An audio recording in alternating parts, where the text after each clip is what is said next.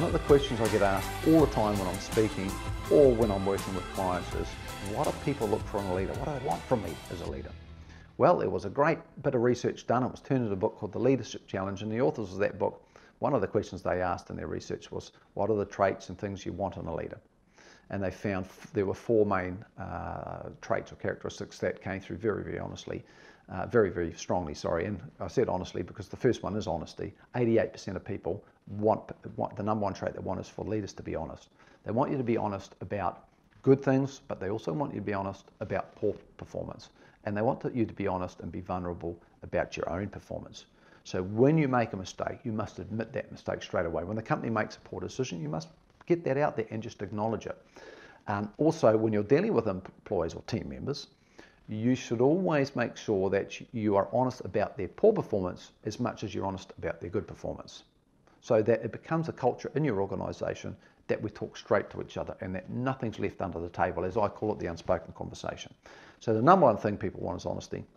The second thing, 77% said they want you to be forward-looking as a leader or as a business owner. They want you to have some sort of vision that you can communicate clearly and articulate very, very well. And of course, I talk about vision in another one of these, and it's very simple. It's the goal, it are the values and the purpose. And so as a leader, you must know what your goal is, know what your values are, know what your purpose is, and you must communicate that all the time. So I say communicate it all the time, but the research backs this up. This is what people want in a leader. Not be backward looking and wallowing around. You need to do some reflection, of course, but most of your time should be, here's where we're going, come with me, blue skies, all that kind of stuff. The third thing, and this should be a given, but it's not, is competence. You need to be good at what you do. You can't ask somebody to go out over the hill and face the music if you have not first gone over the hill and faced the music. So a great example I use is in sales teams. If you have a sales manager that is no good at selling, it's very, very hard for the sales team to buy into that. So if you're a sales manager and you get someone new on your team, the tip I always give is you go out there with them on some sales calls and you get some business. You show them how it's done. If you don't do that, it's very hard for them to respect you. So competent, you've got to be good at what you do. It's no good running a plumbing business if you're not a good plumber or you haven't got their plumbing experience. It doesn't mean you have to go out there and do it all the time. It just means your team need to know that you're a knowledgeable expert and you're good at what you do. Otherwise, they won't believe in you and they won't work for you very well, or worse, they'll leave.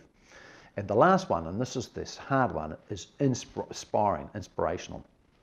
And what the research found is people want people that are positive, energetic people. I mean, it's perfectly natural, right? Nobody likes to be around someone that's negative. It's energy sapping. So you need to be a positive, energetic, and bring that energy to work to be inspiring. And another one of my 1 and 3s, I talk about a technique for that, which I call the white line. So go out there, be honest, make sure that you're visionary, you're telling people where you want to go or where the team's going, that you're very good at what you do, and of course that you're inspiring, that you uplift people. Smile at everyone you meet. Say please and thank you to everyone you meet. And most importantly today, be interested versus be interesting. Have a great day.